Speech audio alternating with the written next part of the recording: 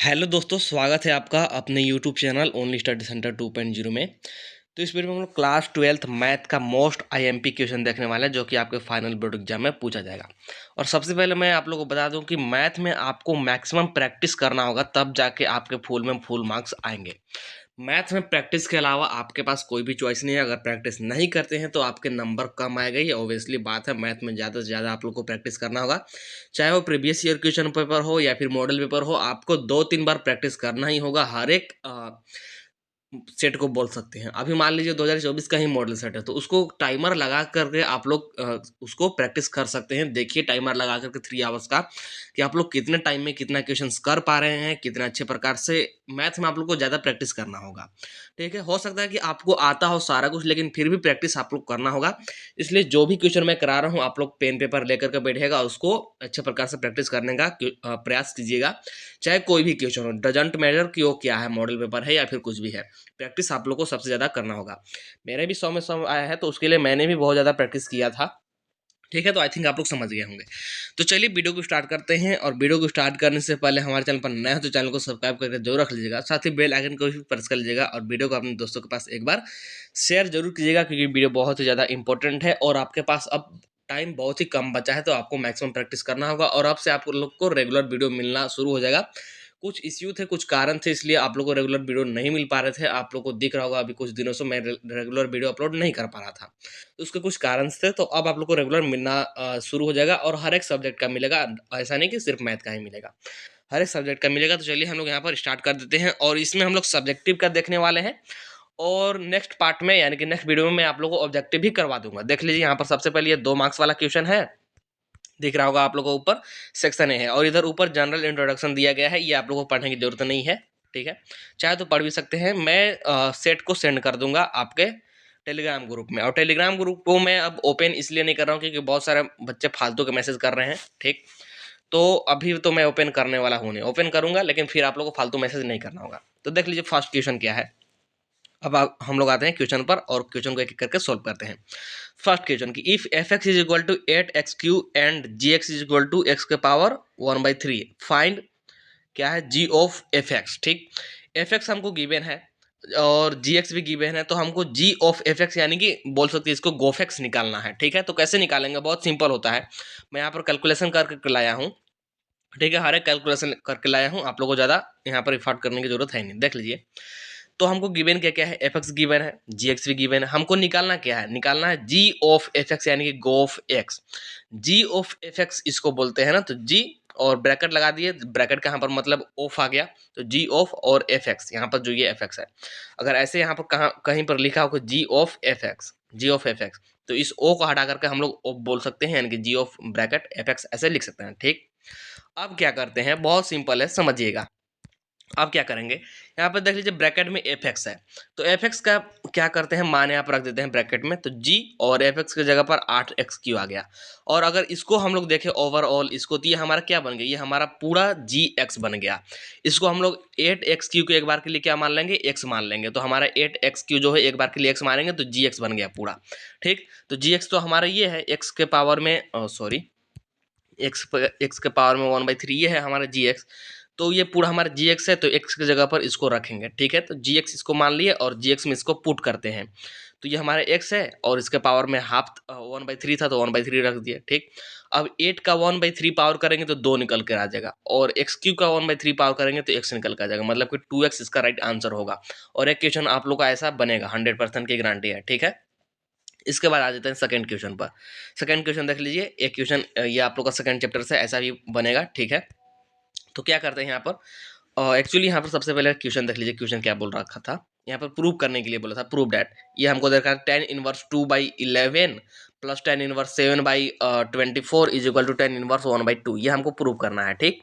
तो LHS से शुरू करेंगे, यानी कि लेफ्ट हैंड साइड से शुरू करेंगे, और RHS तक हम लोग प्रूव कर देंगे, ठीक है। देख लीजिए मैंने यहाँ पर लेफ्ट हैंड साइड लिख रखा है। अब यहाँ पर 10 इनवर्स x है, ठीक, 10 इनवर्स y है, ये इसको x मान लीजिए, इसको y मान लीजिए। तो 10 inverse x plus 10 inverse y, ये फॉर्मूला होता है, क्या होता है, यहाँ पर मैं लिख देता हूँ 10 inverse x plus 10 inverse y is equal to होता है 10 inverse tan inverse x plus y upon में 1 माइनस एक्स इंटू वाई, ये होता है formula tan inverse x plus tan inverse y का। तो इसी को अप्लाई करेंगे। आप लोग चाहे तो यहाँ पर फार्मूला अगल बगल ऊपर नीचे लिख भी सकते हैं, ठीक है। मैंने यहाँ पर नहीं लिखा, आप लोग लिख दीजिएगा। तो वही लगाएंगे tan inverse x plus y upon में 1 माइनस एक्स इंटू वाई, ठीक है। अब बस कैलकुलेशन करेंगे एलसीएम वगैरह लेकर के। तो यहाँ पर देख लीजिए, यहाँ पर मैंने सिंपली क्रॉस मल्टीप्लाई कर दिया है क्योंकि एलसीएम आ नहीं रहा था, ठीक है। तो क्रॉस मल्टीप्लाई करेंगे तो नीचे 264 और ऊपर हो जाएगा यहाँ पर 48 और प्लस में 77 और यहाँ पर आ जाएगा 264 यानी कि 264 और माइनस में 14 और अपोन में 264। अब यहाँ पर देख लीजिए 264 से 264 कैंसिल हो जाएगा और इसको जोड़ेंगे तो 125 आएगा यानी कि 125 और अपोन में आ जाएगा 250। ये दो बार में कैंसिल होगा यानी कि 1/2। तो टेन इनवर्स क्या आ जाएगा 1/2 और यही हमारा किसके बराबर, राइट हैंड साइड के है, राइट हैंड साइड के बराबर आ गया। तो यही हमको प्रूव करना था। इसके बाद नेक्स्ट क्वेश्चन देख लीजिए जो कि थर्ड नंबर वाला कि find dy/dx if y is equal to this. y is equal to हमको गिवन है dy/dx निकालना है। बहुत सिंपल है, देखने में तो कॉम्प्लिकेटेड लग रहा होगा, बस चेन रूल लगाएंगे हो जाएगा सिंपली एक बार में ही। देख लीजिए y इज इक्वल टू हमको गिवन था साइन एक्स स्क्वायर प्लस 5, ये गिवन था। हमको निकालना dy/dx यानी कि x के रिस्पेक्ट में क्या करना है, और डिफ्रेंसिएशन करना है, ठीक। तो हम लोग जानते हैं साइन एक्स का क्या होता है, इसको एक बार के लिए पूरे को एक्स मानते हैं। साइन एक्स का होता है कोस एक्स, तो कोस, और इसको एक्स माने हैं तो एक्स। अब चूंकि ये एक्स है नहीं इसलिए यहाँ पर चेन रूल लगेगा और इसका अलग से डिफ्रेंसिएशन होगा। तो एक्स स्क्वायर का 2x और 5 का 0, तो इंटू में आ जाएगा यहाँ पर हमारे पास क्या 2x। तो ये हो गया हमारा फाइनल आंसर, बहुत सिंपल था, ठीक है। आप लोग चाहे तो उसको टी सब्सटीट्यूट करके भी बना सकते थे, लेकिन ये मुझे पर्सनली सिंपल तरीका लगता है। इसके बाद है 4 नंबर बोला कि find the rate of change of the area of a circle with respect to its radius. Radius के रिस्पेक्ट में क्या करना है, चेंज ऑफ एरिया हमको ज्ञात करना है किसका, सर्कल का। और वो भी कब, जब आर का यहाँ पर हमको वैल्यू गिवन है 4 सेंटीमीटर होगा। तो देख लीजिए बहुत ही सिंपल है, इसको भी करेंगे ऐसे ही। तो सबसे पहले हम लोग जानते हैं area of circle is equal to क्या होता है, पाई आर स्क्वायर, ये होता है। तो अगर एरिया ऑफ सर्कल को मैं ए से डिनोट कर दूँ तो A is equal to pi r square, और हमको आर के रिस्पेक्ट में इसमें चेंज ज्ञात करना है ना। तो डी/dr कर दिया, आर यहाँ पर क्या है तो रेडियस है। तो यहाँ पर इसका अगर करेंगे आर के रिस्पेक्ट में क्या आ जाएगा 2πr आ जाएगा, ठीक है। अब आर का मान हमको गिवन था क्वेश्चन में कि जब 4 सेंटीमीटर हो तब निकालना। तो यहाँ पर 4 सेंटीमीटर देख लीजिए, मैंने इधर दिखा दिया है, डिनोट कर दिया है।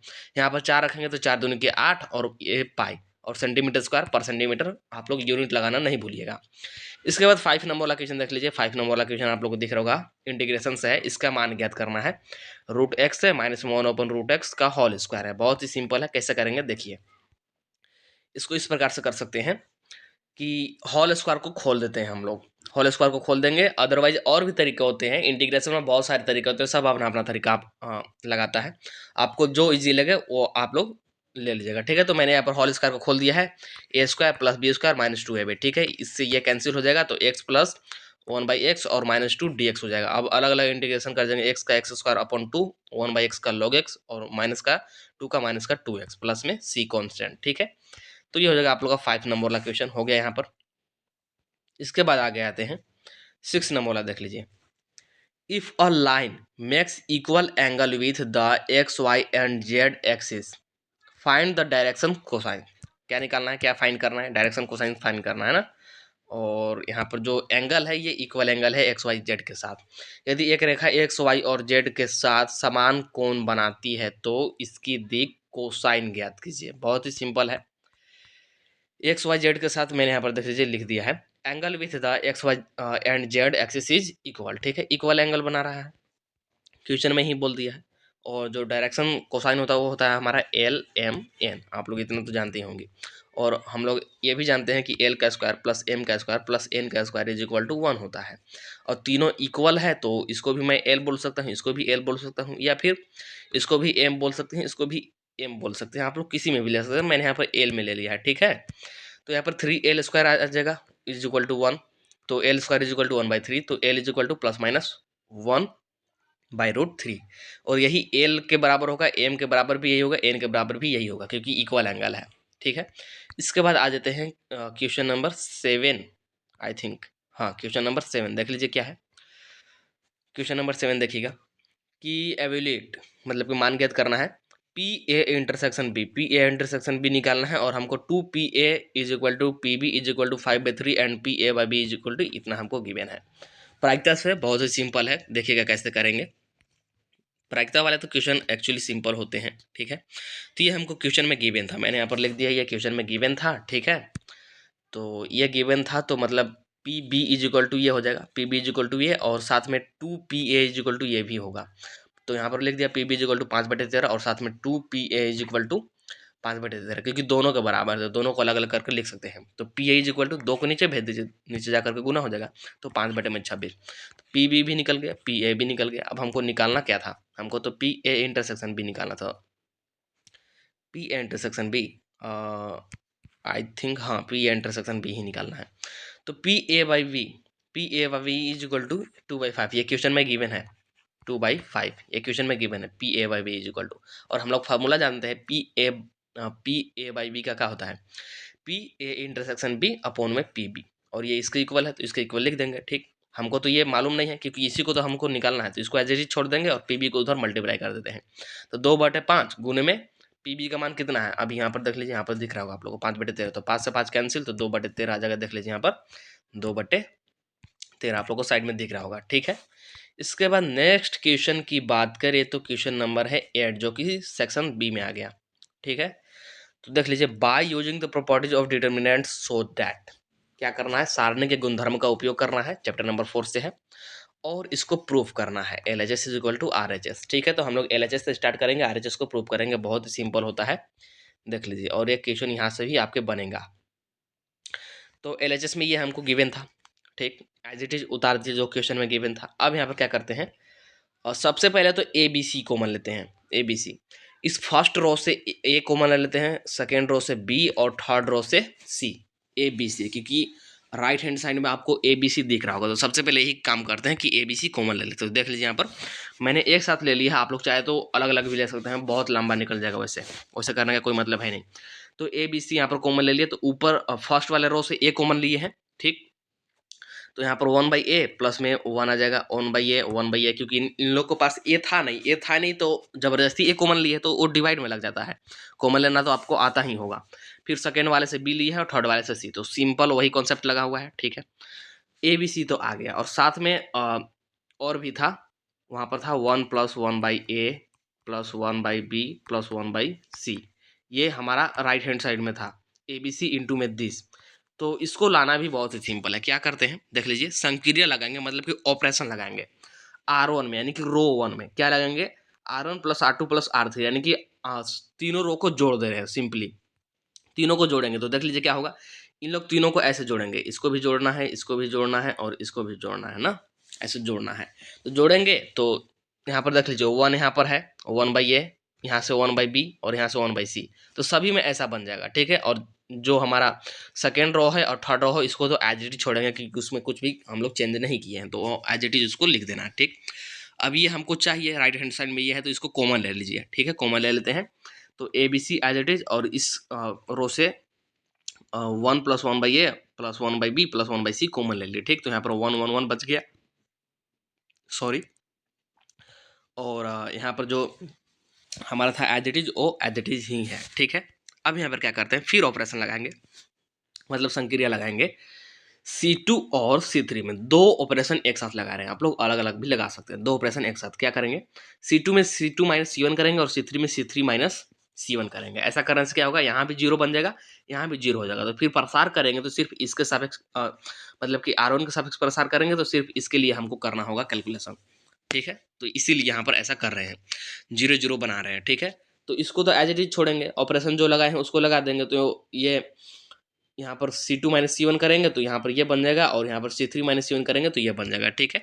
अब क्या करेंगे, R1 का सापेक्ष प्रसार कर देंगे, ठीक है, प्रसार कर देंगे, तो ये वाला एज इट इज, ठीक। और इसके रिस्पेक्ट में क्या करेंगे, इसके रिस्पेक्ट में करेंगे यहाँ पर क्या, यहाँ पर करेंगे प्रसार, तो ये वाला 1 आएगा, और यहाँ पर जब इसको करेंगे तो 1 × 1 और माइनस में 0, मतलब कि 1, तो 1 × ये करेंगे तो यही आएगा, और यही हमारा राइट हैंड साइड है, प्रूफ हो गया।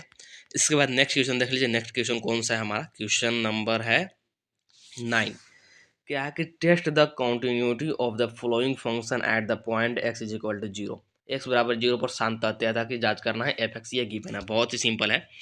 और एक क्वेश्चन यहाँ से भी बन सकता है, ठीक है, 5 वाला जो चैप्टर है ना उससे है। तो देख लीजिए, ये हमको fx गिवन है, fx = जब जीरो से छोटा है एक्स तो ये है, और जब जीरो या फिर जीरो से बड़ा है तब ये है, ठीक। और हमको x is equal to zero पर चेक करना है, तो यहाँ पर मैंने लिख दिया x बराबर जीरो पर सांतत्यता की जा लिख सकते हैं कि at x is equal to zero test the continuity, English वाले, ठीक है, ऐसे लिखेंगे। तो सांतत्यता की जांच हम लोग कैसे करते हैं, लेफ्ट हैंड लिमिट निकालते हैं, साथ में राइट हैंड लिमिट निकालते हैं, और साथ में जिस पॉइंट पर बोला है, यानी कि यहाँ पर जीरो पर बोला है तो एफ ऑफ जीरो निकालेंगे। अगर तीनों बराबर हो गया मतलब कि उस पर कॉन्टिन्यू है, मतलब कि उस पर संतत है, ठीक है। तो ऐसे हम लोग चेक करते हैं। तो वही लेफ्ट हैंड लिमिट निकालेंगे, राइट हैंड लिमिट लगाएंगे और एफ ऑफ जीरो निकालेंगे। तो चलिए फिर निकालते हैं, देख लीजिए। तो left hand limit is equal to हो जाएगा limit x tending towards zero minus f x. यहाँ पर माइनस का क्या मतलब है कि हम लोग लेफ्ट हैंड लिमिट निकाल रहे हैं, राइट हैंड में हम लोग यहाँ पर प्लस करते हैं, इतना तो सीखे ही होंगे, ठीक है। इसके बाद देख लीजिए, यहाँ पर आ जाएगा limit h tending towards zero F of zero minus H. ये कैसे हुआ, तो हम लोगों ने यहाँ मान लिया कि एक्स बराबर जीरो माइनस एच है, जीरो माइनस एच है मतलब कि एच टेंडिंग टुवर्ड्स जीरो होना ही है, ठीक। तो ये हो गया। अब यहाँ पर क्या करते हैं कि limit h tending towards zero, ये एज इट इज, और ये हमारा एफ एक्स है, पूरा एफ एक्स है, और जो एक्स है हमारा जीरो माइनस एच मतलब कि जीरो से छोटा है। तो जीरो से छोटा के लिए कौन सा फंक्शन था, मैंने आप लोगों को बताया था साइन एक्स अपॉन में एक्स, ये वाला फंक्शन था। तो साइन और एक्स के जगह पर जीरो माइनस एच और नीचे भी जीरो माइनस एच, ठीक है। तो आगे इसको करेंगे तो limit h tending towards zero, तो यहाँ पर साइन एच अपॉन में एच बच जाएगा, क्योंकि यहाँ पर माइनस का साइन एच ऊपर हो रहा है और नीचे माइनस का एच है, तो माइनस माइनस कैंसिल हो जाएगा, तो साइन एच अपॉन में एच बचेगा। अब limit h tending towards zero sine x upon x या फिर साइन एच अपॉन एच, इसका डायरेक्ट फॉर्मूला होता है, 11th क्लास में पढ़े होंगे, 11th क्लास में ये फॉर्मूला आप लोग पढ़े होंगे। इसका डायरेक्ट मान होता है 1, ठीक है। बहुत सारे स्टूडेंट यहीं पर गलती करते हैं, क्या करेंगे इस एच वाले को पुट करेंगे, यहाँ पर वैल्यू पुट करेंगे मतलब जीरो, तो जीरो आ जाएगा, ऐसा नहीं है, ये डायरेक्ट फॉर्मूला होता है, याद रखिएगा इसको। तो 1 आ जाएगा इसका, ठीक है। आगे बढ़ते हैं, तो लेफ्ट हैंड लिमिट तो निकाल लिए, अब राइट हैंड लिमिट निकालेंगे। तो right hand limit is equal to क्या जाएगा, limit x tending towards zero और यहाँ पर प्लस, क्योंकि राइट हैंड लिमिट निकाल रहे हैं इसलिए प्लस, और एफ एक्स, तो limit h tending towards zero हो जाएगा, और f of zero plus H, क्योंकि हम लोगों ने यहाँ पर मान लिया कि जीरो प्लस जो एक्स है जीरो प्लस एच के बराबर है, तो ऑब्वियसली एच हमारा टेंडिंग टुवर्ड्स जीरो तो होगा ही, और हमेशा एच टेंडिंग टुवर्ड्स जीरो होगा, ये आप लोग याद रखिएगा। आपको समझ में नहीं आ रहा है तो, अदरवाइज लॉजिक तो आप लोग समझ ही रहेंगे, ठीक है। तो आगे अब करते हैं, limit h tending towards as it is, और यहाँ पर एफ एक्स ये हमारा पूरा, और एक्स जो है हमारा इस बार जीरो से बड़ा है, तो जीरो से बड़ा के लिए कौन सा था हमारा फंक्शन, तो एक्स प्लस वन था, तो एक्स की जगह पर zero plus one, sorry zero plus H, और यहाँ पर प्लस में वन, ठीक है। तो यहाँ पर एच का वैल्यू पुट करेंगे तो ये हो जाएगा पूरा जीरो और प्लस में वन, मतलब कि वन के इक्वल आ गया। तो लेफ्ट हैंड लिमिट भी वन, राइट हैंड लिमिट भी वन, मतलब कि दोनों इक्वल है। तो अब एफ ऑफ जीरो निकाल लेते हैं, देख लीजिए। तो एफ ऑफ जीरो निकालेंगे तो एफ ऑफ जीरो के लिए भी फंक्शन वही था, x plus one, x plus one, तो zero plus one is equal to one, मतलब कि left hand limit, right hand limit और एफ ऑफ जीरो तीनों इक्वल है, तीनों इक्वल है, मतलब कि जो हमारा फंक्शन है at x is equal to zero पर क्या है, कंटिन्यू है, मतलब कि संतत है। आप लोग यहाँ पर थोड़ा सा लिख लीजिएगा, मेरे पास स्पेस नहीं था इसलिए मैंने नहीं लिखा है, आप लोग उसको लिख लीजिएगा, ठीक है। चलिए आगे बढ़ते हैं। नेक्स्ट देख लीजिए 10 नंबर वाला क्वेश्चन क्या है, इंटीग्रेशन से है, इसका मान निकालना है, सिंपल सी बात है, ठीक है। तो इसको निकालना है, तो चलिए इसका हम लोग देखते हैं कैसे करेंगे। थोड़ा सा उसमें कॉन्सेप्ट लगेगा, और इंटीग्रेशन से बहुत सारे क्वेश्चंस आएंगे जैसा कि मैंने आप लोगों को बताया था, ठीक है। तो देख लीजिए क्या करेंगे। ये हमको क्वेश्चन में गिवन है इंटीग्रेशन 3x प्लस 5 अपॉन में ये है। तो सबसे पहले यहाँ पर तो इसका गुणनखंड करते हैं, मतलब कि इसका कैलकुलेशन करते हैं, ऐसा तो कुछ भी समझ में आ नहीं रहा है, तो इसको सबसे पहले गुणनखंड करेंगे क्योंकि हो रहा है। तो यहाँ से एक्स स्क्वायर कॉमन लेंगे तो एक्स माइनस वन यहाँ पर बचेगा, और यहाँ से माइनस वन कॉमन लेंगे तो एक्स माइनस वन यहाँ पर बचेगा, और 3x प्लस 5 ऊपर एज इट इज। आगे क्या करते हैं, 3x प्लस 5 ऊपर एज इट इज, और यहाँ से एक्स माइनस वन कॉमन, और एक्स स्क्वायर माइनस वन यहाँ पर, ठीक है। अब यहाँ पर देख लीजिए ए स्क्वायर माइनस में बी स्क्वायर, क्योंकि वन का स्क्वायर वन ही होता है, तो a square minus b square, तो इसको खोल देते हैं। 3x plus 5 as it is, ये x minus one as it is, तो x minus one x plus one, क्योंकि a square minus b square था, तो ए प्लस बी ए माइनस बी होता है ना, तो वही फॉर्मूला यहाँ पर लगा दिया गया। देख लीजिए यहाँ पर भी एक्स माइनस वन है, यहाँ पर भी एक्स माइनस वन है, मतलब कि एक्स माइनस वन का होल स्क्वायर हो जाएगा। देख लीजिए मैंने यहाँ पर लिखा है 3x प्लस 5 अपॉन में एक्स माइनस वन का होल स्क्वायर, और यहाँ पर एक्स प्लस वन, ठीक है। अब यहाँ पर सबसे पहले इसको क्या करेंगे कि मान लेते हैं इसको पार्शियल डिफरेंशिएशन करना होगा यहाँ पर ना, तो मानेंगे यहाँ पर 3x plus 5 is 3x plus 5 upon में एक्स माइनस वन का स्क्वायर, और इंटू में x plus one is equal to क्या होगा, ए बट्टे में एक्स माइनस वन प्लस में बी बट्टे में एक्स माइनस वन का स्क्वायर प्लस में सी बट्टे में एक्स प्लस वन। ये कैसा हुआ, थोड़ा सा बच्चे यहाँ पर कंफ्यूज होते हैं, समझिएगा। हम लोग ए बी सी ऊपर तो मानते हैं, ठीक है। जो यहाँ पर मान लीजिए एक्स माइनस वन आ गया, एक्स माइनस वन या फिर कुछ भी आ जाए, मतलब स्क्वायर है ओवरऑल, कहने का मतलब है। यहाँ पर मैं जनरल ले लेता हूँ, मान लीजिए ए माइनस बी है, ए माइनस बी और इसका स्क्वायर है। तो एक बार इसको ऐसे ही लिखेंगे बिना स्क्वायर के, और एक बार स्क्वायर के साथ लिखते हैं। जब भी स्क्वायर वाला है तो इसको ऐसे ही खोलेंगे, ठीक है। ऐसे ही पार्शियल डिफरेंशिएशन करते हैं, ये फॉर्मेट होता है। फॉर्मेट आप लोग पढ़े होंगे, चैप्टर पढ़े होंगे, तो नहीं पढ़े होंगे तो याद रखिएगा, ठीक है। ए माइनस बी का अगर होल स्क्वायर के फॉर्मेट में आए तो एक बार तो ऐसे ही लिखेंगे और एक बार स्क्वायर के साथ लिखेंगे, तो वैसे ही यहाँ पर लिखा गया है।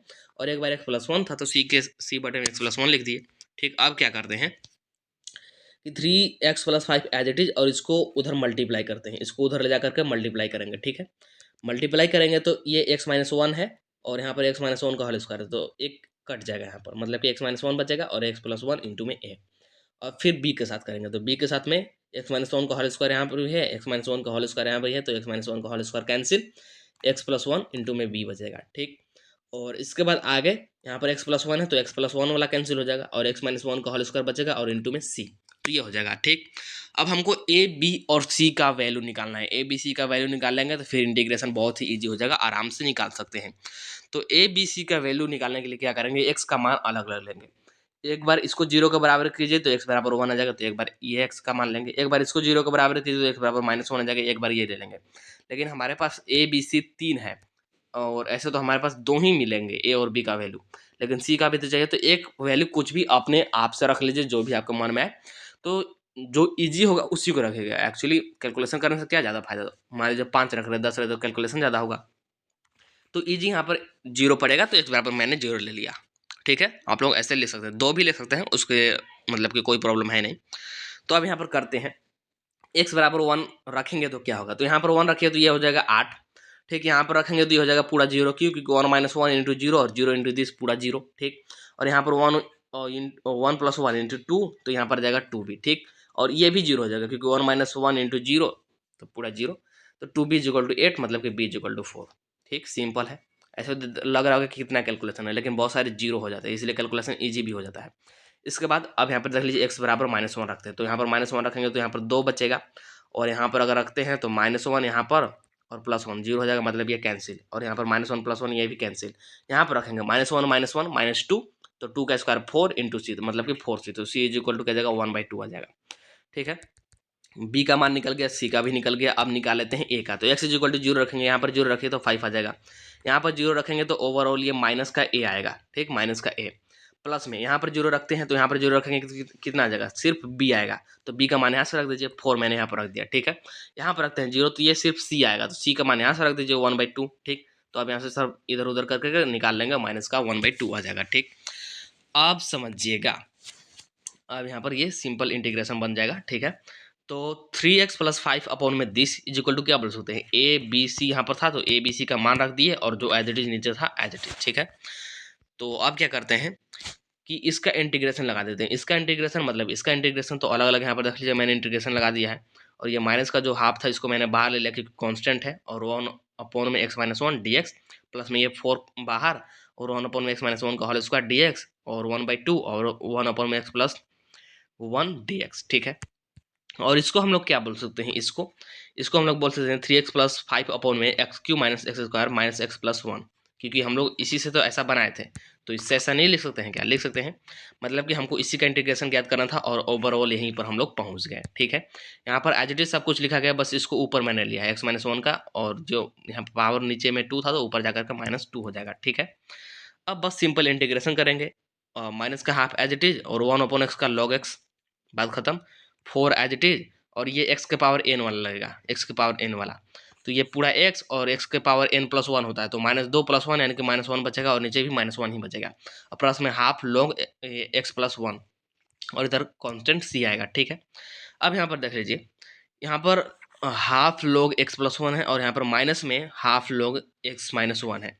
तो यहाँ पर log का प्रॉपर्टीज लग जाएगा। log क्या होता है, log x माइनस log y is equal to क्या होता है, log x अपॉन में y, ये होता है प्रॉपर्टीज, ठीक। तो यही वाला लगाएंगे, हाफ log, और जो पॉजिटिव है ये वाला पॉजिटिव है तो x+1 ऊपर, और ये वाला नेगेटिव है तो x-1 नीचे, ठीक। और माइनस में यहाँ पर ये जो है ये वाला माइनस यहाँ पर मल्टीप्लाई हो जाएगा, तो माइनस का 4, अपॉन में x-1, इसको नीचे ले लिए तो पावर हो जाएगा नीचे जाकर के प्लस, प्लस में c। तो इस प्रकार से करना है इंटीग्रेशन। इंटीग्रेशन पर आप लोग को थोड़ा सा ज़्यादा ध्यान देना होगा, क्योंकि इंटीग्रेशन से बहुत सारे क्वेश्चन भी बनेंगे और यहाँ पर थोड़ा सा कॉन्सेप्ट भी लगेगा, ठीक है, थोड़ा सा ध्यान जरूर दीजिएगा। इसके बाद नेक्स्ट एक और इंटीग्रेशन सही है, ये वाला बहुत सिंपल है, देखने में सबसे ज़्यादा कॉम्प्लिकेटेड यही लगता है लेकिन सबसे ज़्यादा सिंपल यही है। ये वाला आ जाए तो आप लोग को मन खुश हो जाना चाहिए। ये वाले क्वेश्चंस मैंने बहुत सारे कराए हैं, ये प्रीवियस ईयर में भी पूछा गया है, मॉडल पेपर में भी पूछा गया है, बहुत बार ये पूछा गया है और इस बार भी पूछे जाने की इसकी संभावना मैक्सिमम है। तो देख लीजिए 11 नंबर वाला है ना, 11 नंबर देखते हैं यहाँ पर किधर गया, 11 नंबर नीचे होगा, मैंने इधर उधर कर दिया, हाँ यहाँ पर देख लीजिए। तो ये क्वेश्चन में ही गिवन मतलब कि क्वेश्चन ही है, तो इसको इक्वेशन 1 मान लेंगे, ठीक, इक्वेशन 1। ऐसे भी लिख सकते हैं कि आई इज इक्वल टू 0 से π/2 तक लिमिट है और ये dx, तो ये इक्वेशन 1 हो गया, ठीक। अब क्या करते हैं, एक प्रॉपर्टी जो होता है हमारे पास कि 0 से a fx dx is equal to क्या होता है, इसको बोल सकते हैं 0 से a f of a minus h minus x D x, ये होता है। मतलब कि पावर को जोड़ दीजिए, सॉरी लिमिट को जोड़ दीजिए, जो भी है लिमिट को जोड़ करके माइनस एक्स कर दीजिए, ये होता है प्रॉपर्टीज, ठीक। तो वही यहाँ पर हम लोग प्रॉपर्टीज लगाएंगे, ठीक है। तो लिमिट एज इट इज और जोड़ेंगे तो पाइएगा माइनस में एक्स, ठीक, सभी में वही लगा दिए, ठीक है। तो यहाँ पर साइन 90 माइनस एक्स, ठीक, तो कोस एक्स आ जाएगा, साइन 90 माइनस एक्स तो फिर से कोस 90 माइनस एक्स तो साइन एक्स, इसको इक्वेशन 2 ले लेते हैं, इक्वेशन 2। अब इक्वेशन 1 और 2 को जोड़ेंगे तो वो भी आई और आई 2i, क्योंकि ये भी आई के बराबर है और जैसा कि मैंने आप लोगों को ऊपर बताया कि वो भी आई के बराबर था, तो इधर 2i इज इक्वल टू दोनों को जोड़ेंगे तो नीचे हमारा देख लीजिए ये हमारा कॉमन है, root sine x plus cos x बोल लीजिए या फिर root cos x plus sine x बोल लीजिए, एक ही बात है, क्योंकि ऑब्वियसली जोड़ है तो आगे पीछे लिख सकते हैं, और अपॉन में ऊपर भी यही आ जाएगा, ठीक। तो ये कैंसिल होकर के 1 बन जाएगा, तो 2i 0 से π/2 तक 1 dx। सोच लीजिए कितना यहाँ पर दिख रहा होगा आप लोगों को कॉम्प्लिकेटेड, लेकिन 1 कितना सिंपल जाता है सिर्फ 2 स्टेप में ही। तो 1x का क्या हो जाएगा, एक्स मतलब कि 1 का क्या होता है, एक्स होता है 0 से पाई तक, ठीक। तो अपर लिमिट तो π/2, लोअर लिमिट तो 0 है, उसका कोई मतलब है नहीं, तो π/2, तो हमको तो i का वैल्यू चाहिए ना, तो इस नीचे आ जाएगा तो मतलब π/4 इसका हो जाएगा राइट आंसर। इसके बाद नेक्स्ट क्वेश्चन की बात कर लेते हैं, देख लीजिए यहाँ पर नेक्स्ट क्वेश्चन है हमारा, यहाँ पर देख लीजिए क्वेश्चन नंबर 12, क्वेश्चन नंबर यहाँ पर 12 आप लोगों को दिख रहा होगा, सॉल्व दिस। ये हमारा क्या है, ये है हमारा डिफरेंशियल इक्वेशन चैप्टर नंबर 9। तो ये भी बहुत सिंपल है, क्या करेंगे सबसे पहले इधर उधर करके इसको सेपरेट कर लेना है, मतलब कि dx बाई dy कर लीजिए या फिर dy बाई dx कर लीजिए, ऐसा कुछ सेपरेट कर लेना है ना। तो चलिए हम लोग यहाँ पर इसको सेपरेट करेंगे और इजीली इसको सोल्व करेंगे, बहुत ही सिंपल है ये भी, देख लीजिए ये हमको क्वेश्चन है, ये क्वेश्चन ही मतलब है। तो यहाँ पर क्या करते हैं कि इसको उधर ले जाते हैं, तो उधर ये माइनस है तो उधर जाकर के प्लस हो जाएगा, y d x is equal to x plus 2y² dy, ये हो जाएगा। अब क्या करते हैं कि dx अपॉन में dy, ठीक, dx अपॉन में dy, मतलब कि इस dy को इधर ले लेते हैं और y को इधर भेज देंगे, तो x प्लस 2y का होल स्क्वायर है और अपॉन में यहाँ पर कर देंगे y कर देंगे, समझ में तो आ गया ना। dx अपनी जगह पर dy को इधर भाग में दे दिए और ये y जो है इधर भाग में दे दिए। अब अलग अलग इसको डिवाइड लगा देंगे, देख लीजिए यहाँ पर अलग अलग डिवाइड लगा देंगे, तो dx by d y is equal to x by y, और उसको डिवाइड लगाएंगे तो y² कैंसिल हो जाएगा, तो 2y बचेगा, ठीक। अब इसको इस साइड कर लेते हैं, तो dx by d y minus x by y is equal to 2y। अब यहाँ पर देख लीजिए x से x हमारा कनेक्ट हो पा रहा है, तो ये हमारा फॉर्मेट बन गया। तो यहाँ पर p क्या निकल गया, p is equal to x को छोड़कर जो भी है तो माइनस का 1/y, ठीक। तो सबसे पहले इंटीग्रेटिंग फैक्टर निकालेंगे, यानी कि समाकलन गुणांक निकालेंगे। समाकलन गुणांक कैसे निकालते हैं, e के पावर में p dx या फिर dy, तो यहाँ पर dy लेंगे क्योंकि नीचे हमारा dy था, ठीक। तो करेंगे इसको, तो ये हमारा बनेगा e के पावर में माइनस का log y, और फिर से वही log का प्रॉपर्टी जो भी यहाँ पर बाहर होता है log के, वो उसके पावर में चला जाता है, तो e के पावर में आ जाएगा log y के पावर में -1, और इससे log कैंसिल हो जाता है, मतलब कि y इनवर्स आएगा। देख लीजिए यहाँ पर मैंने y इनवर्स लिखा है, y इनवर्स को 1/y लिख सकते हैं ये, ठीक। आप लिखेंगे समीकरण 1 का हल, समीकरण 1 यही तो हमारा इक्वेशन 1 था, देख रहा होगा यही हमारा इक्वेशन 1 है, तो इक्वेशन 1 का यहाँ पर क्या लिखेंगे, सॉल्यूशन लिखेंगे, मतलब कि हल लिखेंगे। तो x इंटू में आई एफ, मतलब कि उधर जो भी था आई एफ और इधर जो भी बचता है इंटू में आई एफ, ये होता है हमारा, ठीक। तो यहाँ पर x हमारे पास बचता है तो x इंटू 1/y, और यहाँ पर 2y 1/y dy, तो y से y कैंसिल, तो सिर्फ 2y dy बचेगा। तो ये इतना मतलब आ जाएगा, बहुत सिंपल बन जाता है। इसके बाद नेक्स्ट क्वेश्चन की बात कर लेते हैं। देख लीजिए नेक्स्ट क्वेश्चन कौन सा है, दिखाता हूँ आप लोग को। यहाँ पर आप लोग को दिख रहा होगा। हाँ, नेक्स्ट क्वेश्चन है 30 नंबर वाला, कि इफ ए वेक्टर गिवन है, बी वेक्टर भी गिवन है, सी वेक्टर भी गिवन है, are such that a vector plus lambda b vector is perpendicular. मतलब कि a vector plus lambda b vector जो है ना, ये सी वेक्टर पर परपेंडिकुलर है, ठीक। The then find the value of lambda, तो हमको लैम्डा का फिर वैल्यू निकालना है। तो बहुत सिंपल है, कैसे निकालेंगे अभी मैं यहाँ पर आप लोगों को बताऊंगा। हिंदी में भी वही बात बोल रहा है, ए वेक्टर गिवन है, बी वेक्टर है, सी वेक्टर गिवन है। ये जो a vector plus lambda b vector है, ये सी वेक्टर पर क्या है, लंब है, तो लैम्डा का मान निकालना है। बहुत सिंपल है, यहाँ पर बस आप लोग को परपेंडिकुलर का क्या बोलते हैं उसको, कंडीशन, हाँ कंडीशन पता होना चाहिए। देख लीजिए, तो यहाँ पर सबसे पहले जो गिवन है मैंने लिख दिया है, a vector b vector c vector, ये गिवन है। और ये भी गिवन है कि जो a vector plus lambda b vector है सी वेक्टर पर लंब है, यानी कि परपेंडिकुलर है। तो परपेंडिकुलर का हम लोग कंडीशन जानते हैं कि कोई भी वेक्टर अगर परपेंडिकुलर है, दो वेक्टर परपेंडिकुलर है, तो उनका जो डॉट प्रोडक्ट है ना, ये जीरो के बराबर होगा। डॉट प्रोडक्ट किसके बराबर होगा, जीरो के बराबर। तो a vector plus lambda b vector dot c vector is equal to क्या आ जाएगा, जीरो आ जाएगा, ठीक है। तो यहाँ पर रखते हैं, ए वेक्टर हमको क्वेश्चन में गिवन था, रख दिए, प्लस में लैम्डा और इंटू में बी वेक्टर और इन डॉट में c vector is equal to zero. तो अब यहाँ पर क्या करेंगे, आई वाले को आई वाले के साथ, जे वाले को जे वाले के साथ, के वाले को के वाले के साथ क्या कर देंगे, ऐड कर देंगे सिंपली। तो यहाँ पर 2 है, तो यहाँ पर 2 और यहाँ पर ये माइनस का 1 है, तो गुना करेंगे तो माइनस का लैम्डा, तो माइनस का लैम्डा मैंने यहाँ पर डायरेक्ट किया है, एक स्टेप मैंने यहाँ पर काटा है, आप लोग चाहे तो उसको लिख सकते हैं, ठीक। तो ये आ जाएगा और डॉट में ये है और बराबर में जीरो। अब वाई आई वाला का सिर्फ आई वाला के साथ ही गुना होता है, और जे वाला का जे वाला के साथ के नहीं है, तो के वाला जीरो हो जाएगा, ठीक है। तो गुना करेंगे तो यहाँ पर 3 है, 3 इंटू में दिस, प्लस में यहाँ पर 1 है, 1 इंटू में this is equal to zero, बात खत्म, ठीक है। अब बस सिंपली जोड़ घटा गुना भागा कर लेना है जो भी है। तो यहाँ पे देख लीजिए, गुना करेंगे तो 6 minus 3 lambda plus two lambda is equal to zero, मतलब कि 8 minus lambda is equal to मतलब कि लेमडा इज इक्वल टू 8 आ गया। बहुत सिंपल था, इस प्रकार से करना है और इस प्रकार से क्वेश्चन पूछा भी जाएगा। और नेक्स्ट है यहाँ पर आप लोग का कौन सा है, 40 नंबर। तो suppose a girl throw a die, क्या करना है कि मान लीजिए एक कोई गर्ल है और वो डाई को क्या कर रही है, थ्रो कर रही है, मतलब कि फेंक रही है, पास आना।